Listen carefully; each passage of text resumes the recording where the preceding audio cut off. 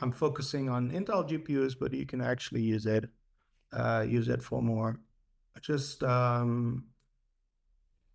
as like a brief recap, I mean, Sanjeev already mentioned SYCL Graph in the keynote. Just to give a quick overview, what SYCL Graph is a oneAPI vendor extension to the SYCL 2020 specification. So it's not part of the SYCL standard yet, but we have plans to basically bring it to KHR extension. It basically combines all the goodness that SYCL provides. It has a portable interface, and it targets improving performance for SYCL application. And in particular, applications where actually you can see kernel launch overhead, like small running kernels and graphs that have a repetitive pattern. So our goal is to support multiple backends and devices. So how we do that, we basically, our API provides an explicit lazy execution model, and that then guarantees batching and deferred execution of commands. So the runtime always sees like the full kernel graph, and then can do optimizations, but also the CPU can like do all the work ahead, get the kernels ready, set parameters, launch configuration etc, and then basically launch it. We have, in today's talk, I want to focus like basically on three ways how you could access SYCL Graph, from like easy to hard. Basically, first one would be framework integration. If you're already using framework, for example, I have a case study on GROMACS. It's as easy, if the developers, of course, already did the work integrating SYCL Graph, it's as easy as setting a configuration, and then you can use it and potentially improve performance for your workload. The other way would be cyclomatic. If you already have a code base in CUDA, or that is even using CUDA graphs, you could use the migration tool, the DPC++ compatibility tool, for example, to migrate the CUDA code to SYCL, and that way, like, get rid of the vendor lock-in. And the last approach then would be, of course, direct programming. And I also have a little example that I'll share in a minute, how to take a simple SYCL example and enable it with graphs. So one side note, I mean, the approach itself, it's not unique. To basically have an extension that basically allows you to express a kernel graph. So OpenCL, for example, has a command buffer extension. CUDA has CUDA graphs. HIP has HIP graphs. But we feel like the combination of having such an extension that fills a gap in SYCL, combined with all the goodness that SYCL provides, makes it unique. So very simple agenda for today. I want to address like all the three access path. First, talk about integration and application and frameworks. Second, look into cyclomatic, how you can use that, and then look into a SYCL example for direct programming, and then share some details about future work as well, like gaps that we have, but that in a minute. So let's start with a little bit more detailed motivation. I already talked about a command graph. And you can see on that slide, basically a fairly simple graph. We have like 3 commands, A, B, C, and they have a dependency. So first A has to be executed, and then B or C can be executed. You can like see the dependency here. If I already mentioned, SYCL Graph is not a silver bullet. So if you have long running kernels where the launch latency is basically doesn't matter, it's negligible, you can't really make use of that approach. So it targets pattern where you have like short kernels. You can find them in AI workloads. You can find them in HPC workloads, and where you have a repetitive pattern. So ideally, you would execute the graph not only once, but multiple times. As I said, or I mentioned already, one big advantage is that the runtime sees all the graph, which would be not available.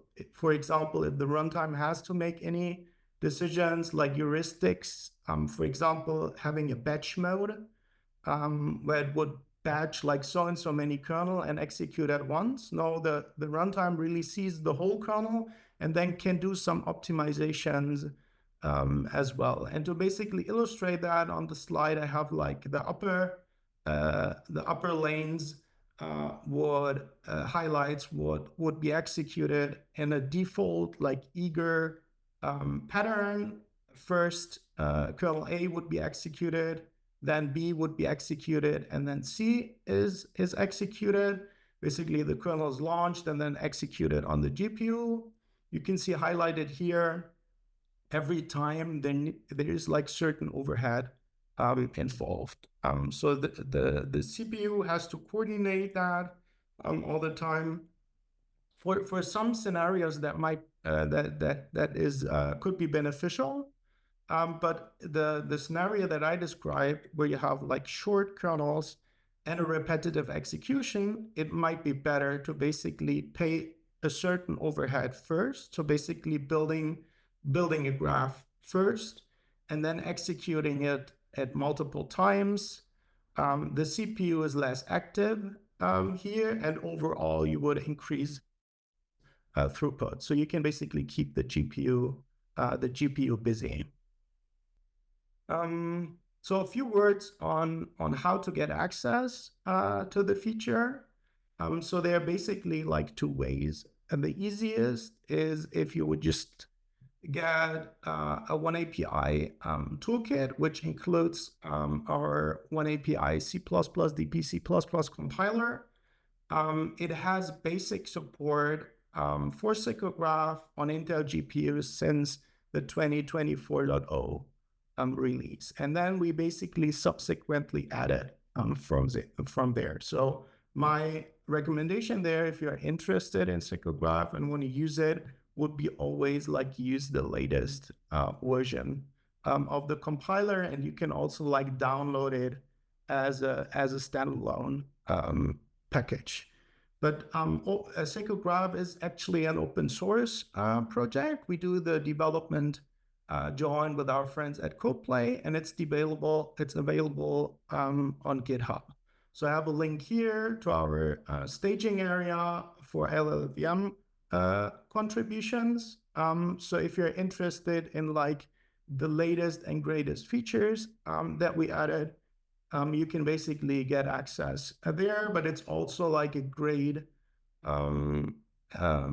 way if you want to like file an issue or provide feedback, or with some of the framework developers, we did like a more closer collaboration there. So right now the API itself is experimental, which does not mean that we don't have a mature implementation of SYCL Graph, but it means we can do changes very easily. So we don't think like the integration phase is done yet. So we appreciate feedback. So if you have something, feel free to like reach out. So GitHub might be a good resource. There, of course, you can always reach out by email. And some projects that I wanna highlight here. We have integration And Llama CPP, we have integration in Cocos, and we have integration in GROMACS. So all of that is already available. I don't want to take like credit for any integration work here, but if you're a framework developer and if that looks interesting to you, like feel free to reach out or just like give it a try. The feedback that we got so far is like integration has been fairly easy. And for some of the work, I mean, there's like no callback or so. We just like find it then also on GitHub some of the use. One word on Llama CPP. The integration, the basic integration there is done. If we're talking about Intel GPUs, we're not there at the performance yet where we want to be. So that is something that we are right now actively looking into. But as I mentioned, there's also support for other GPUs in our tool chain. So that is always available. So the interface itself is portable. It doesn't restrict to any vendor hardware.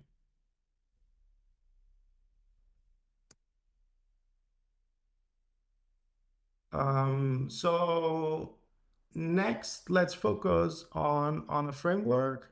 And I want to make some highlights here and share some performance data that we collected on Ponte Vecchio GPUs. As I said, we use GROMACS, which is a framework for molecular dynamic simulations. What we use basically is a set of artificial benchmark systems, grappa PME.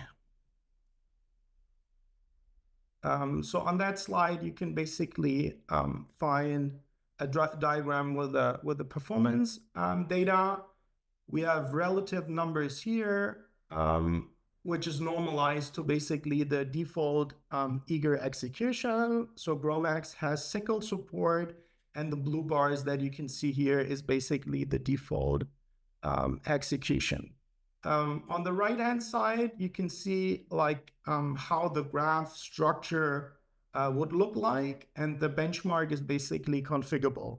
So you can increase the system size, but it won't change the graph. It will only change like the weight of the kernels, basically. So you can see like for larger system sizes, you have fairly large kernels. So SYCL Graph won't give you a performance improvement, but if you look into like smaller kernel sizes, you can get a pretty nice performance improvement of up to like 10%. And I'm going to look into like some traces next to see why that's the case. I'm not a domain expert, but if you want to know more about SYCL Graph and GROMACS, last week, my colleague Ewan and Andre, he's developing GROMACS, had a talk at IWACL. So that should be available soon. Just as a reference here, if you want to learn more about GROMACS and SYCL Graphs, and also use with other GPUs like Intel. So what you can see here are results for Ponte Vecchio, and what I wanna focus on next is like basically just like pick one system size where you can see like roughly a performance improvement of 10%, and see where that performance improvement is coming from. So you can see the upper trace is basically without graphs, and the lower one is with graphs. So what stands out is GROMACS is basically using ITT and is putting markers in there. So what you can see if you look at the traces and compare them, that the SYCL Graph trace has no long wait GPU state copy steps. So which is indicating that in the in the non-graph version that actually isn't GPU bound. So the kernel launch overhead is too big to basically keep the GPU busy. And if you break down the timings now, what you can see here in the trays are basically 100 steps. If you break that down to an individual steps, each eager step basically takes 300 microseconds.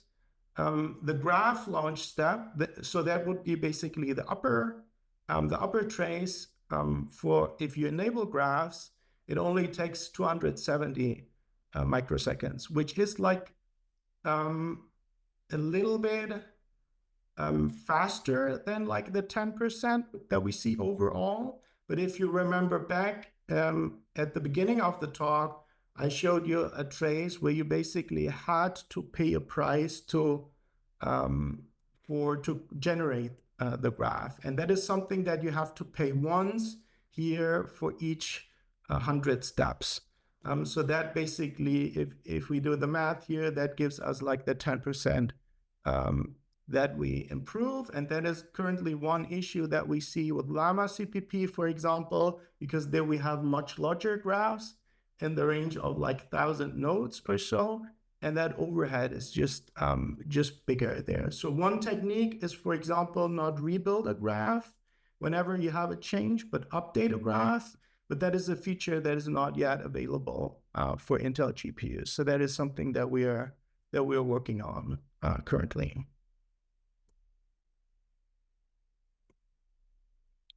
Next, let's have a look at Cyclomatic. Cyclomatic has basic integration for SYCL graphs. So a common workflow would look like you take your CUDA application. Rule of thumb is like basically 95% gets migrated automatically. And then you have to like do some extra work to build and optimize it. And the graph approach actually is like a fairly common optimization technique. So that is something, if the CUDA version is already enabled with CUDA graphs, that is something that Cyclomatic can pick up then and give you in like a vendor independent way for convenience. Of course, you can also use Cyclomatic without CUDA graphs enabled. You would migrate your CUDA application, profile it, make sure that you have a specific profile, small kernels, repetitive execution, and then you can enable SYCL graphs later. So how that would look like, something I want to show you next with a fairly simple example. So I picked basically a SYCL hello world example. I mean, of course, there's not only one SYCL hello world, and there are multiple ways in SYCL basically to describe dependencies between commands. So to keep it simple here, I just provide a property to the queue, say it's executed in order, which implicitly add dependencies. And the dependencies you can see like highlighted here. We have a simple loop that basically does 5 submissions. So our result would be a linear chain of kernels consisting of 5 nodes. And then basically the SYCL specification does not define actually where the work is done. So it could be in the submit, or it could be basically in the wait. But once the wait is done, it's doing the work submission in an async fashion.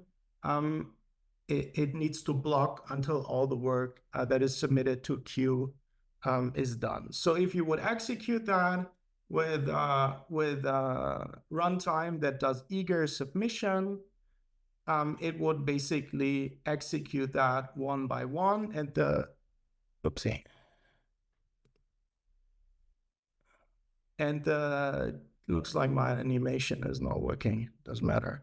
So the point that I want to make here is like basically the CPU would have to coordinate all the kernel launch and execution for each individual kernel. So what we want to do next is basically enable SYCL Graph for that simple example. As I said, it's an experimental extension. So that is why we have experimental here in the header include. I used the recording mode, which is fairly simple if you already have an existing code. So we create our command graph object here, and then we start the recording, end the recording, which basically tells the runtime, don't execute it now, but record it to a graph, finalize the graph, and then basically execute the graph later. So now it would be just executed as one unit, which can give you an advantage in terms of latency here and throughput. All right. So basically, I'm coming to the end of the presentation. A brief summary. SYCL Graph has a portable interface that improves performance by reducing kernel launch overhead. Another nice attribute is that the integration into AI and HPC frameworks, it's fairly easy. So that makes framework developers happy if you don't have a vendor-specific API and you don't need multiple backends to basically implement the same optimization strategy for. I mentioned there are some gaps right now that we're working on. One is update functionality for Intel GPUs. Another one is asynchronous memory allocation in SYCL Graph. That is a limitation right now in our API. And last but not least, support of oneAPI libraries with record and replay. So that is something that we don't officially support right now. And for the record, I just have the link again here to GitHub. So feel free to check there. You will see the latest development there.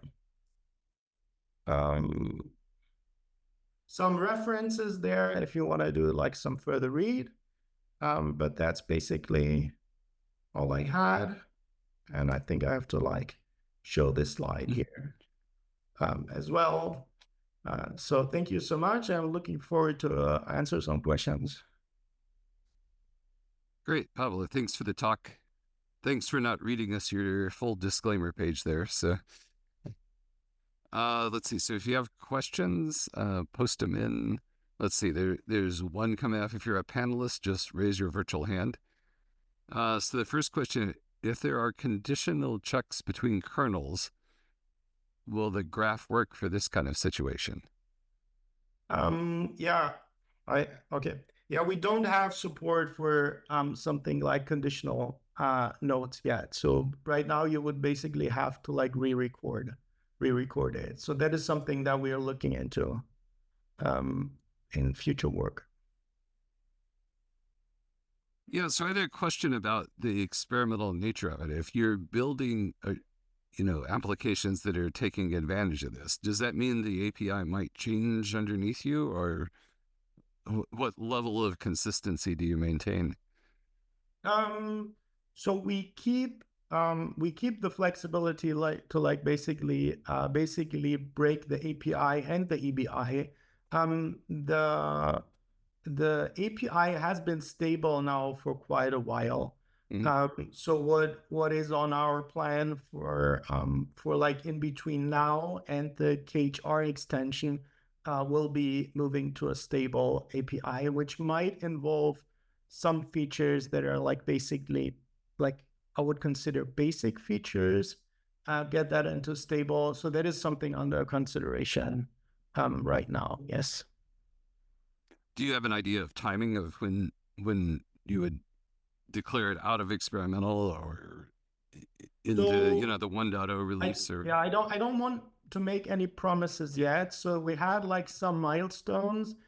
So some like projects that we want where we want to complete the integration. So it's basically like a chicken and egg problem. We want to make sure that it works for like key workloads, and then basically finalize the API. So far, we haven't seen like any roadblockers or so. So in ideal world, somewhere this year is likely to happen. Mm-hmm. Another question is, when you look towards something like Gaudi, do you see this as a solution there as well, or is it too different of an architecture? So basically, wherever SYCL is supported is something where we could also use SYCL Graph. We're looking into if the software stack does not include that, like support of SYCL. So that is something we are also like looking into options there. So I don't think it would work out of the box right now with SYCL Graph. You would have to do something extra. Yeah, I assume there'd be some mapping to the native hardware that you'd, but I don't know enough about Gaudi to know if that's a possibility or not. So, Yeah, me neither. yeah. Excellent. Okay. Thank you for the presentation.